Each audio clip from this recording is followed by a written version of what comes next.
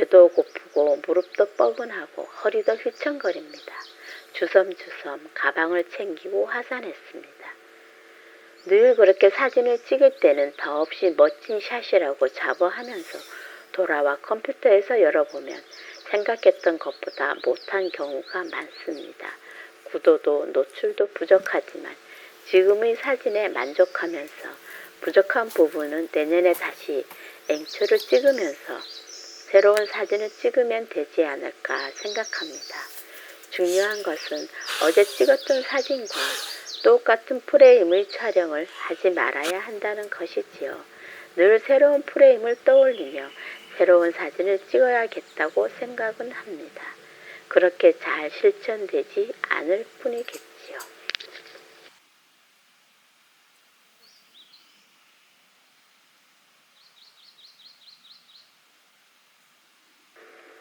안녕하세요. 정우사진 공방입니다. 무르익어가는 봄이 가속을 냅니다. 엊그제까지만 해도 듬성듬성 연두빛 이파리들이 산을 이루고 있었는데 어느새 산은 온통 초록이 되었습니다. 이미 나와 있던 싹들은 초록이 되었고 이제 막 나오기 시작하는 잎들은 연초록, 연두빛으로 반짝반짝 빛나고 있습니다. 운전하면서 이렇게 멋진 풍경을 그려낼 수 있는 위대한 이는 자연밖에 없다는 것을 다시금 깨달았습니다. 온통 칙칙한 분위기, 흑갈색으로 표현되었던 산들이 산뜻하게 의상을 바꿔 입었습니다. 자연이 기획하고 자연이 채색한 작품입니다. 시선을 먼 곳에 두고 운전을 하니 마음이 편안해집니다. 푸릇푸릇한 풍경이 눈앞을 스칠 때마다 공해에 찌든 마음의 찌꺼기들이 조금씩 순화되고 있었으니까요. 어제는 지인과 앵초를 보러 갔습니다. 올봄의 야생화를 많이 못 봐서 봄이 왔는지 가는지 모를 지경이었는데 앵초를 만나고 돌아오는 길은 봄의 끝자락을 향한 해가 기울고 있었습니다. 사실 어제의 앵초는 두 번째 만남이었습니다. 주중에 갑자기 앵초가 보고 싶었습니다. 그래서 틈새 출사를 핑계로 바쁘게 일하는 지인을 불러 함께 갔습니다.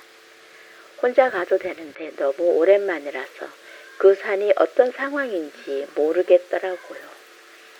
마침 지인도 시간이 된다 해서 함께 나섰습니다. 그날은 날이 많이 흐렸습니다. 사진이 목적이라기보다 그 꽃밭의 현재 상황이 궁금했습니다. 다행히 앵초는 피어 있었고 흐린 날이지만 몇 컷 찍었습니다. 찍으면서 아주 조금의 햇빛이 있었으면 좋겠다는 간절함이 있었습니다. 그리고 다시 날씨를 살폈습니다. 매일 운길산의 날씨를 검색하고 휴일에 또 다른 지인과 함께 가기로 했습니다. 다행히 며칠 동안이었지만 앵초는 지지 않고 싱그럽게 피어 있었습니다. 깊은 산이 아닌데도 산속은 이미 깊어 있었습니다. 이른 봄에 너도 바람꽃을 만나러 갔을 때와는 전혀 다른 그림이 되어주었습니다. 병꽃나무가 무수히 많은 꽃을 피우고 있었고 조팝나무 꽃이 숲을 환하게 밝혀주고 있었습니다. 우리들은 적당한 곳에 자리를 잡고 사진을 찍었습니다. 오래된 지인이라 말을 하지 않아도 통합니다. 각자 알아서 사진을 찍고 싶은 대로 찍고 찍고 싶은 만큼 말없이 찍었습니다. 지나가는 남들이 보면 무슨 거대한 일이라도 하는 양 집중합니다. 앵초는 첫눈에 반할 만큼 예쁩니다. 대충 주변이 푸릇푸릇 연두연두 할 때 연두잎 사이로 말끔한 연분홍 꽃을 피웁니다. 이렇게 예쁜 앵초 앞에서 내가 할 수 있는 것은 같은 피사체를 가지고 몇 가지 또는 얼마만큼 다르게 표현할 수 있을까 하는 것입니다. 뚝딱 한 장을 찍고 사진을 다 찍었다고 하는 것이 아니고 같은 피사체이지만 같은 앵초이지만 여러 가지 촬영 방법을 가지고 다양한 표현을 해보는 겁니다. 그러기 위해서는 다양한 렌즈를 가지고 촬영을 해봅니다.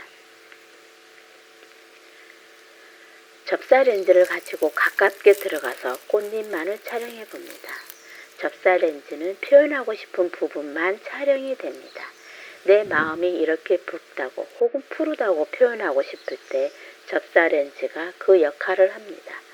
꽃잎의 그라데이션이나 꽃수를 집중적으로 촬영할 때 사진가들이 많이 찾는 렌즈입니다. 80mm 단렌즈는 소프트한 느낌을 잘 표현합니다. 그래서 아늑한 숲속, 아득한 기억의 끝에 꽃이 있다는 것을 표현하기도 합니다. 조리개를 개방할수록 배경이 뭉개지면서 몽환적인 분위기를 만들어주기도 합니다. 사진이면서 사진이 아닌 것 같은, 그래서 그림 같은 회화적인 사진이 되기도 합니다. 사진을 찍었는데 그림이 되었다면 얼마나 신기한 일일까요? 80mm 단렌즈는 디페인팅이 되기도 해서 사진의 표현을 특별하게 해줍니다. 렌즈의 앞에 손을 가져가면 흐리게 촬영하고 싶은 부분은 마치 붓으로 쑥 칠한 것처럼 사선으로 혹은 직선으로 배경 처리를 해줍니다. 핀이 맞아야 할 부분을 제외하고요. 그렇게 마음이 원하는 대로 표현을 할 수 있다는 것이 80mm 렌즈의 커다란 장점입니다. 150mm 단 렌즈는 망원 계열이기도 하고 채도가 조금 탁한 느낌입니다. 탁하면 탁한 대로 이 렌즈만의 매력이 있습니다. 빛을 잘 만나면 아주 따뜻한 사진, 마음이 온화해지는 사진을 찍을 수 있습니다. 단점이라면 너무 무거워서 꼭 삼각대를 써야 합니다. 손목도 아프고 렌즈에 끌려다니는 것 같아 잘 쓰지 않는 렌즈이지만 어제는 가져갔습니다. 어깨가 아프긴 했지만 후회 없는 선택이었습니다. 35mm 단렌즈는 전면의 피사체와 후면의 배경을 분리하는 표현을 잘합니다. 전면의 피사체를 표현하면서 뒤의 배경을 적당히 뭉그러뜨리고 약간의 해월이 같은 느낌을 표현합니다. 이슬이 있거나 비가 오거나 빗물에 햇빛이 내리쬐면 최상의 표현을 하는 렌즈입니다. 어제는 이슬도 비도 빗물에 햇빛도 없었습니다. 그냥 적당히 표현할 수밖에 없는 날이었습니다. 한참을 촬영하다가 지인과 동시에 이야기했습니다. 스프레이 하나 챙길 걸 그랬다고요. 사실 스프레이는 가져다니지 않아요. 그날 상황에 충실하면 되지만 어제 같은 경우는 아주 조금의 피사체 변경이 아쉬웠습니다. 50mm 단렌즈는 주변부를 아주 몽롱하게 뭉개줍니다. 핀이 맞는 부분만 제외하고 그 주변의 상황이 어떤지 설명하기 어려울 정도로 모두 뭉그러뜨려서 꿈을 표현하는 느낌이 되기도 하고 몽롱한 사진이 되게 해줍니다. 핀이 맞는 꽃잎이 아니라면 누가 봐도 그림이라고 할 수 있는 사진이 됩니다. 가방에 있는 렌즈 모두 꺼내어 촬영하고 나니 한 자리에서 3시간이 훌쩍 지났습니다. 다행히도 지인과 촬영 코드가 맞습니다. 한 장소에서 여러 가지 촬영을 하기도 하고 어떻게 하면 앵초를 앵초답게 찍을까 혹은 앵초를 전혀 다른 표현으로 찍어볼까를 함께 고민하는 지인입니다. 배도 고프고 무릎도 뻐근하고 허리도 휘청거립니다. 주섬주섬 가방을 챙기고 하산했습니다. 늘 그렇게 사진을 찍을 때는 더없이 멋진 샷이라고 자부하면서 돌아와 컴퓨터에서 열어보면 생각했던 것보다 못한 경우가 많습니다. 구도도 노출도 부족하지만 지금의 사진에 만족하면서 부족한 부분은 내년에 다시 앵초를 찍으면서 새로운 사진을 찍으면 되지 않을까 생각합니다. 중요한 것은 어제 찍었던 사진과 똑같은 프레임의 촬영을 하지 말아야 한다는 것이지요. 늘 새로운 프레임을 떠올리며 새로운 사진을 찍어야겠다고 생각은 합니다.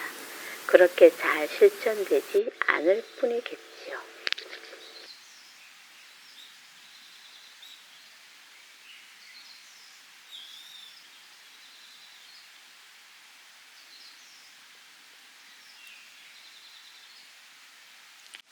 그다음에